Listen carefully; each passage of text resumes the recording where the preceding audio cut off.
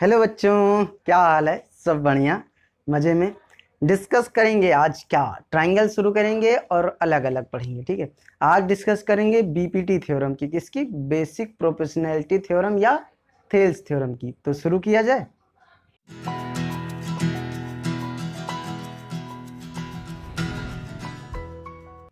चलो बच्चे, बीपीटी शुरू किया जाए।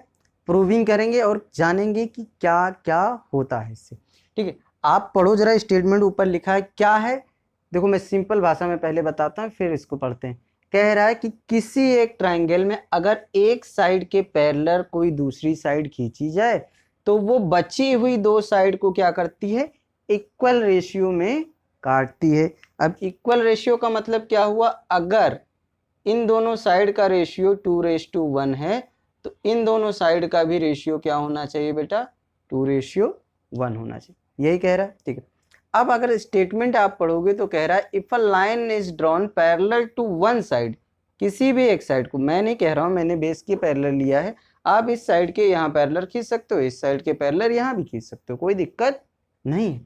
ठीक है, one side of a triangle to insert other two side, इसके पैरेलल खींचा है, देखो इसके पैरेलल खींचा और ये अदर दो साइड को कहाँ कर रही है? अलग अलग पॉइंट पे, डी और ई पे। ठीक है, the other two sides are divided in the same ratio, यानी रेशियो सेम होना चाहिए। मैंने देखो बताया आपको 2:1 ये भी है तो 2:1 ये भी है, यानी हमको प्रूव क्या करना है वो हम बात कर लेते हैं। ठीक है, तो स्टेटमेंट के हिसाब से हमें क्या दिया है वो आप लिखो। पहले क्या है गिवन में? क्या लिखोगे बेटा? आपको क्या गिवन है कि आपको गिवन है ट्राइंगल ए बी सी, और इसमें भी गिवन क्या है कि बी सी पैरेलल है किसके बेटा? डीई के। Anything else? ज्यादा लिखने की जरूरत नहीं। ठीक है, अब आप क्या करोगे? आपको प्रूव क्या करना है? टू प्रूव, क्या प्रूव करना है बेटा? आपको जो प्रूव करना है वो प्रूव करना है कि रेशियो क्या है इसका रेशियो, यानी AD अपॉन BD का रेशियो किसके बराबर होना चाहिए बेटा? AE अपॉन EC के। आपको यही रेशियो प्रूफ करना है, यानी ये वाली पैरेलल लाइन जो है वो क्या कर रही है? इसको और इसको।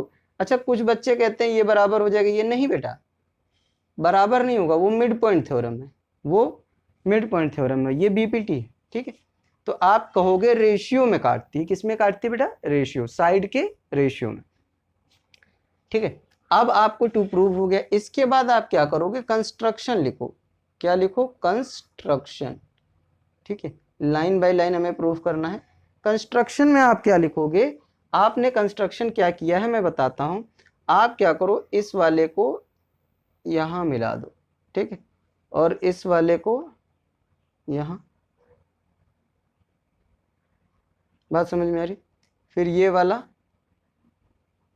यहां परपेंडिकुलर ड्रॉ करो और इस वाले से परपेंडिकुलर यहां ड्रॉ करो। यहाँ M लिख लो, यहाँ N, जैसा आपकी एनसीईआरटी में बिल्कुल वैसे कराने का प्रयास कर रहे हैं। ठीक है, चलिए, तो आपने क्या कहा, हमने क्या बनाया बेटा? EM परपेंडिकुलर किस पे खींचा? AB पे, और DN परपेंडिकुलर किस पे खींचा? ये परपेंडिकुलर का साइन है आप AC पे। और क्या किया बेटा? एंड मैच, क्या मैच किया हमने? DC and BE। ठीक है, बात समझ में?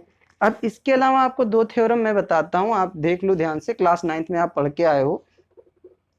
एक तो आप पढ़े हो क्या? Area of triangle. Area of triangle क्या होता है बेटा? Half into base into height होता है। ठीक है, दूसरी चीज आप क्या पढ़ रखे हो? क्या कि अगर दो पैरेलल लाइंस हो, क्या हो बेटा? दो पैरेलल लाइंस हो, ठीक है, और सेम बेस पे, ये बेस मान लिया, ये मान लो ये भी है, ठीक है, सेम बेस पे दो ट्रायंगल बने। एक ट्रायंगल मेरा ये है, ठीक है, दूसरा ट्रायंगल मैंने ये बना लिया। ठीक है, एक ट्रायंगल कौन सा था? ये वाला, और एक ट्रायंगल ये वाला।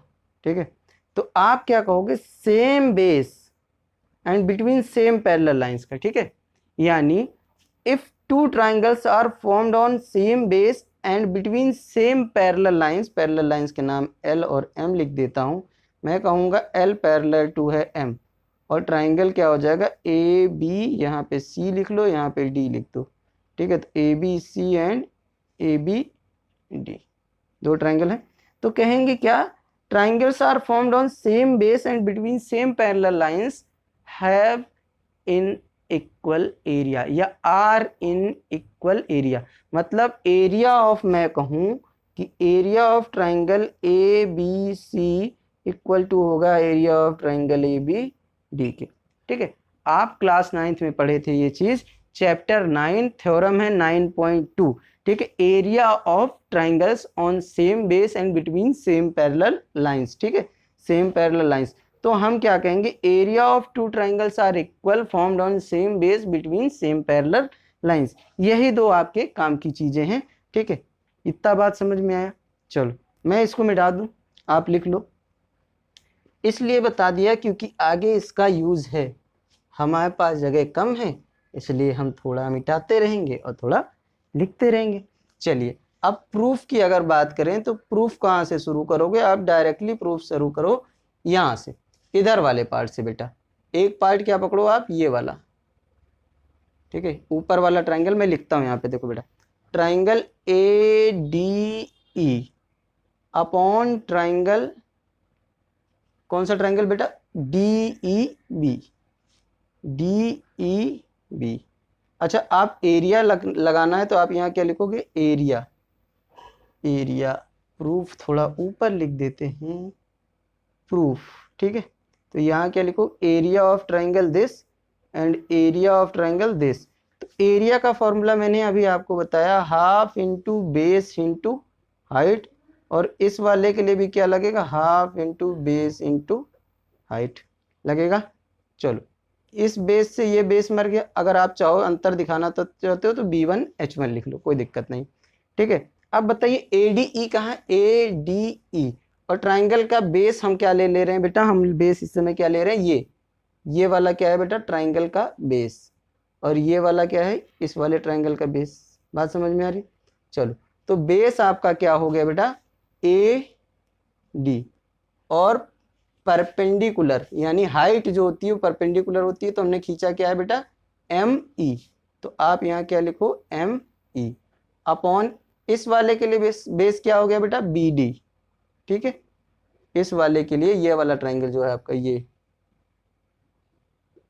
ठीक है, इसके लिए बेस क्या है आपका, BD। और क्या कहोगे आप कि क्या है, देखो बेटा, अगर एक्यूट ट्राइंगल होता है यानी जिसके एंगल लेस देन 90 हो सारे, तो उसका हाइट उस ट्राइंगल के अंदर होता है।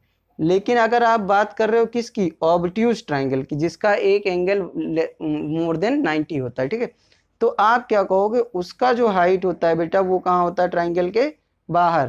तो ये वाला जो ट्राइंगल है हमारा, यानी जो मैं बात कर रहा हूँ ये वाले की, ये आप ऐसे देखो, ऐसे बना है, ठीक है। तो आपका ये ऑब्ट्यूज ट्राइंगल है, तो इसकी हाइट कहाँ होगी बेटा, इसके बाहर, यानी ये E है, ये M है, तो आप क्या कहोगे, ये भी क्या हो जाएगा बेटा, ME। इतनी बात समझ में आई। तो आप कहोगे ME से ME कट गया, और आपको क्या मिल गया, AD अपॉन BD। इतनी बात समझ में आई आप लोगों को, कोई दिक्कत नहीं ना, ठीक है, सब चीजें समझ में आ रही, आराम से, बेहतरीन है ना। चलो अब बात करते हैं सेकंड केस की। नाउ देखो बेटा, अब हमें ये वाला ट्राइंगल लेना है, ये वाला ट्राइंगल, और ये नाम सेम है बेटा आपका, ठीक है। तो आप चाहे तो ऐसे लिखो, मन करे एरिया ऑफ ट्राइंगल A, अच्छा AD इधर से था तो AED इधर से होगा, AED, ठीक है, upon area of triangle EDC, EDC क्या हो जाएगा बेटा, फिर फॉर्मूला लगाएं, half into base into height, फिर क्या हो जाएगा, half into base into height. तो इसको B1 और H1 लिख लीजिए, कोई दिक्कत नहीं है, या अगर आप और अंतर चाहते हैं तो B2H2 लिख लो, कोई दिक्कत नहीं, हाफ से हाफ मर गया। अब ये बताइए बेस कितना है इसका, AE, और परपेंडिकुलर कौन है इस समय, DN, ठीक है, ये वाला परपेंडिकुलर है इस वाले में, दिख रहा है आपको। चलो तो आप कहोगे कि बेस क्या था, AE, और परपेंडिकुलर क्या था, DN। फिर आप कहोगे नीचे वाले का बेस क्या है, तो नीचे वाले का बेस क्या है, EC। क्या है बेटा, EC। और फिर इसके लिए देखो ऑब्ट्यूज ट्राइंगल है, तो ऑब्ट्यूज ट्राइंगल की हाइट बाहर होगी, तो जाहिर सी बात है DN ही इसकी भी हाइट होगी, है ना। तो आप कहोगे कि DN से DN मर गया, और आपके पास क्या बचा, AE अपॉन EC। इतनी बात समझ में आ गई आपको, कोई दिक्कत तो नहीं। चलो, तो अब इतनी बात अगर आपको समझ में आ गई है तो आपको दो चीज़ें और समझनी पड़ेंगी जो मैं यहाँ लिखता हूँ, ठीक है। जगह तो नहीं है, ये हटा दें, इसकी ज़रूरत तो नहीं है। अच्छा चलो देखते हैं, जितना हो पाता है पहले यहाँ लिखते हैं, ठीक है। चलो, क्या कहोगे, एरिया ऑफ ट्राइंगल AED बराबर होगा एरिया ऑफ ट्राइंगल ADE के। क्यों बराबर होगा बेटा, क्योंकि सेम ट्राइंगल है। ऊपर वाला देखो जो मैं नाम लिखूंगा ADE, ये एक ही ट्राइंगल नहीं है, मैं इधर से पढ़ रहा हूँ ADE या इधर से पढ़ूं AED, सेम ट्राइंगल है, ठीक है। और आप क्या कह सकते हो, आप कहोगे एरिया ऑफ ट्राइंगल बी नहीं, जो ट्राइंगल वहां पे लिया वही नाम लिखो ताकि दिक्कत ना हो। DEB इक्वल टू होगा एरिया ऑफ ट्राइंगल क्या, EDC। ये क्यों बराबर होंगे बेटा, क्यों बराबर होंगे, अभी मैंने आपको समझाया था क्या, ठीक है। Area of two triangles are equal formed on same base and between same parallel lines, ठीक है। ये आपका थ्योरम देखो कैसे, एक ट्राइंगल आपका ये, दूसरा वाला ट्राइंगल कौन सा, ये, ठीक है। ये यहाँ से देखो बेस दोनों का क्या है, DE सेम बेस है। अब ये दोनों पैरेलल है, ये देखो यहां से आपका देखो ट्रायंगल ये यहां बना है, ठीक। दूसरा ट्रायंगल कहां बना है,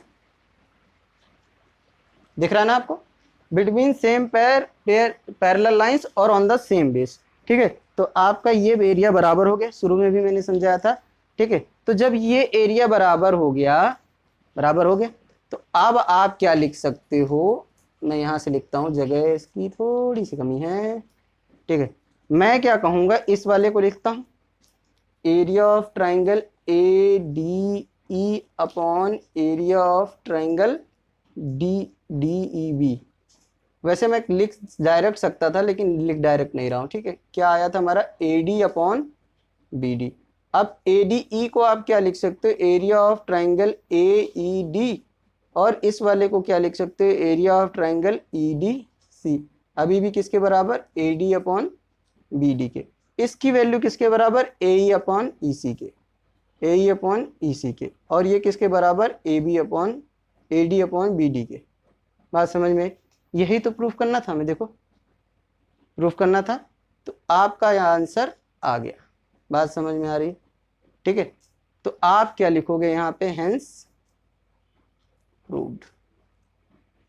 आया बच्चे, फिर से समझा दूं, आप इसके बाद अगर आपको कठिनाई हो रही है इतनी सारा लिखने में, तो आप इसको लिखो इक्वेशन 1, इसको लिखो इक्वेशन 2, और यहाँ पे हेडिंग डालो फ्रॉम इक्वेशन 1 एंड 2।